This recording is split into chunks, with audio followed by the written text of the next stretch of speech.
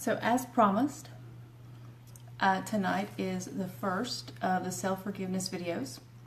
Our self-forgiveness class on Thursday was a little different than I had anticipated it being, which we always know that that's how it goes sometimes. We ended up laughing a lot, and we ended up having fun with each other and noticing a lot of things along the way. So before we get started any further tonight, big inhale.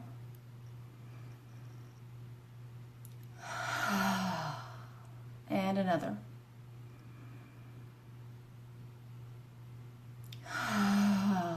And one more. Let that breath come out. Now, isn't that better?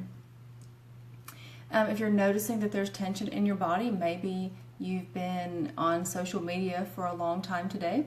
Maybe you have been running around today. Maybe you've been really lazy today and just laid in bed. And by lazy, I mean intentionally self-indulgent to practice self-care. Or maybe you've been doing something entirely different. Doesn't matter. See if there's any tension. If there is, move it around. Move your body, create some space to be here and be with the video and be with self-forgiveness work. So we had a fairly full class on Thursday night. Like I said, we had a lot of fun, but we did get into some very deep and very important work, and we're carrying that forward this week with the self-forgiveness videos before we get into Blue Acceptance.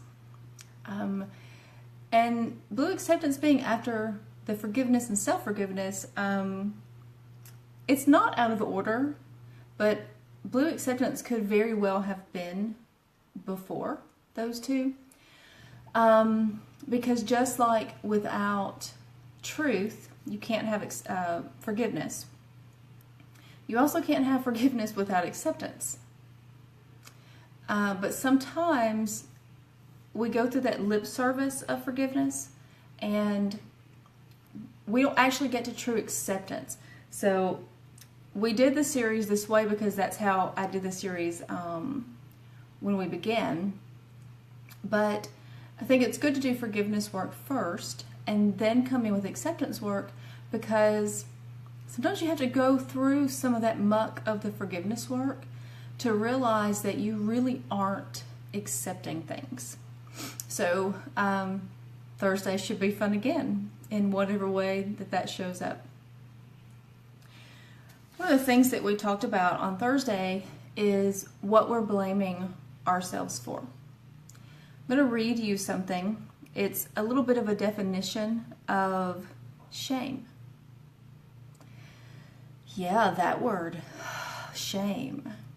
So, shame, which involves negative feelings about the self as a whole. So think about that. Negative feelings about the self as a whole. And this is something from the internet. So you know that if I had written this, I wouldn't have worded it that way. I would have said shame, which involves negative beliefs about the self as a whole. And those beliefs are like worthless or useless or don't matter, not enough. So shame, which involves beliefs about the self as a whole, like worthless, is associated with defense strategies like denial, avoidance, and even physical violence. So shame is about you as a person, you as a human being walking this planet. And if you're walking around with shame, that is very different from walking around with guilt. Guilt is one of the healthy aspects of the ego. It can be. When you let guilt start eating you away, when you let guilt start taking over your life, that's when it's not healthy.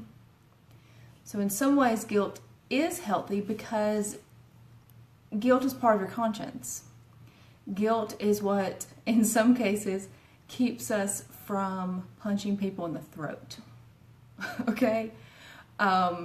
Guilt is what helps us continue to be compassionate and kind sometimes because we've seen how we were not compassionate and kind, and then we felt legitimate remorse about that. Okay? So guilt is an aspect of legitimate remorse where we don't like the way we were being or the way we acted, right? So there's a difference in the way we are being, and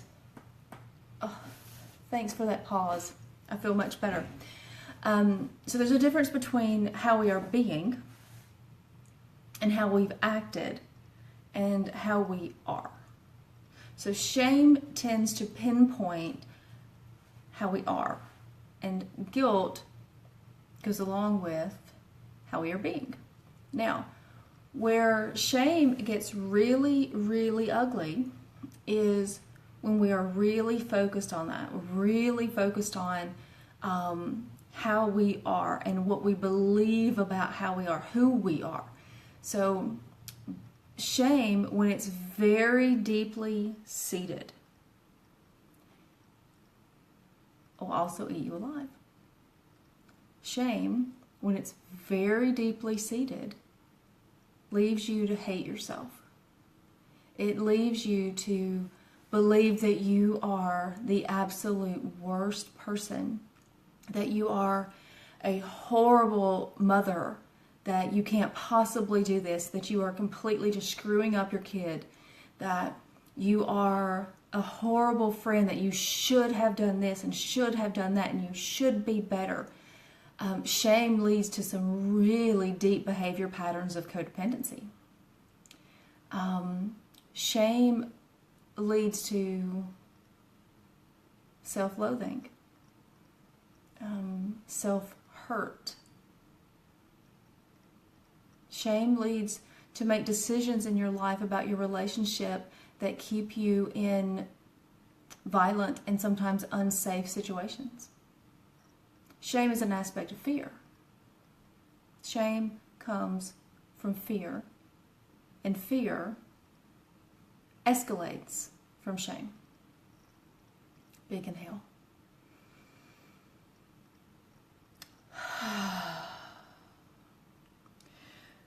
So, what are you blaming yourself for? Where is the shame in your life? Just that. So what we did in class on Thursday, if you were there or if you weren't, was make a list. Make a list of the things that you're blaming yourself for. So if you were there Thursday, we started this in class. Now, because we only have 2 hours and we have a large group, we don't necessarily take the amount of time that I would take if I were sitting down to do this exercise on my own. This is the kind of exercise that I encourage you to really be with. All right? So it's not kind of the on the fly, on the back of an envelope kind of thing. Now, if an envelope is all you have and you are really feeling the call to, okay, all this stuff is coming up in my head, let's get it out, by all means, get it out. But give this exercise its time and its due. You're worth it. You're worth that, okay?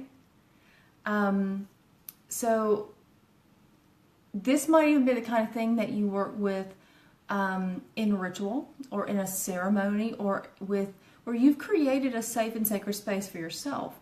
So you might set up an altar. You might not. You might light a candle. You might not. You might find some stones that help with confidence or that help with letting go or help with awareness, to become aware of the shame. You can go many avenues with that. You can think about the chakras in terms of holding shame. Shame often lies here in the solar plexus in Manipura.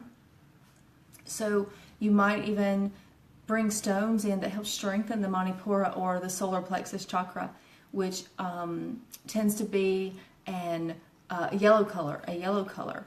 And so you might have some yellow stones. You might research what kind of stones can help strengthen Manipura.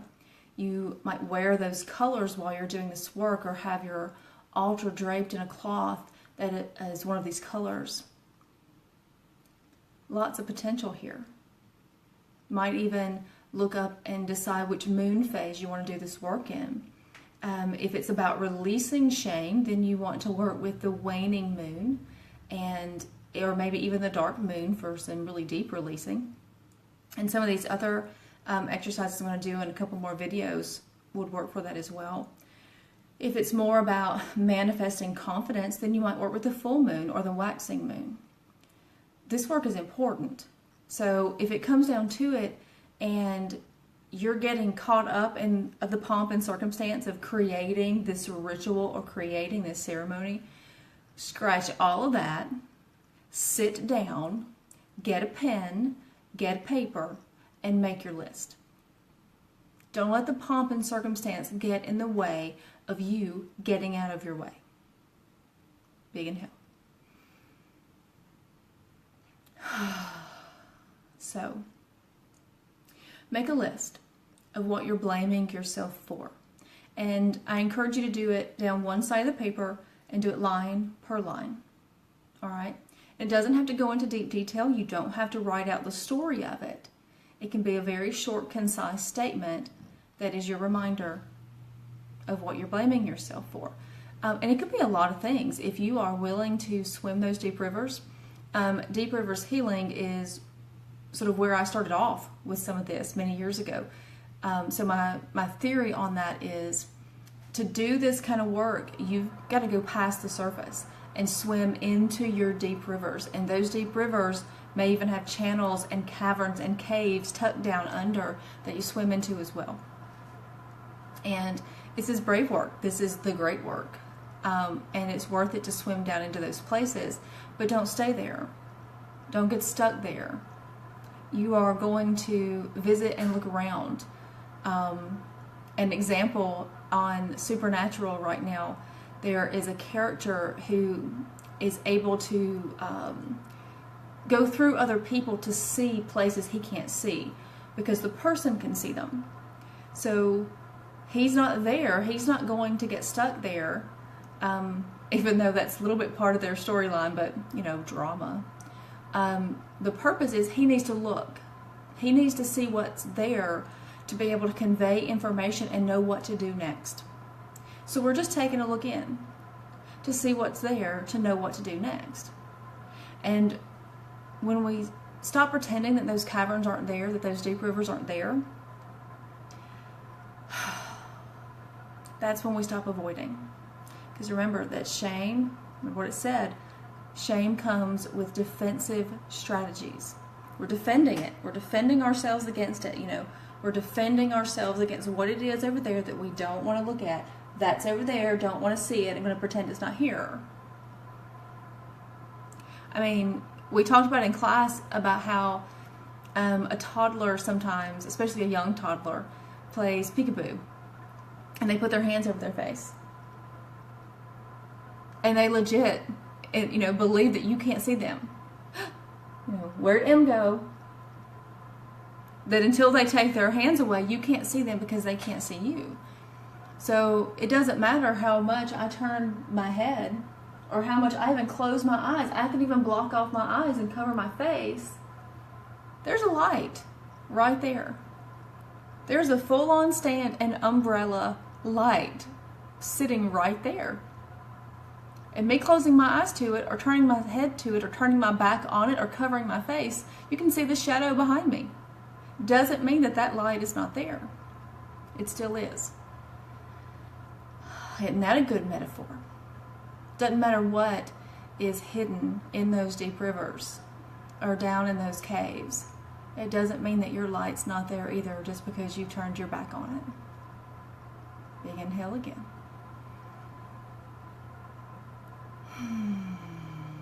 Yeah. So make a list of what you're blaming yourself for and be very real and very honest with yourself.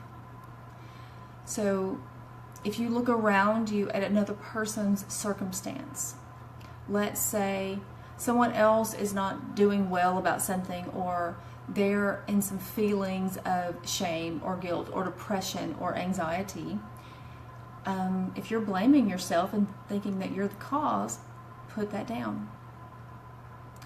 If there's someone around you who has a difficult relationship with someone, and you think that if you weren't in the picture, that relationship could be better, write that down. You're blaming yourself for their relationship.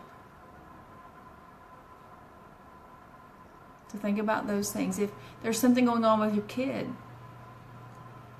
and you're in full-on codependent fix-it mode, ask yourself if you're blaming yourself for it, believing that it's your fault. I grew up in domestic violence.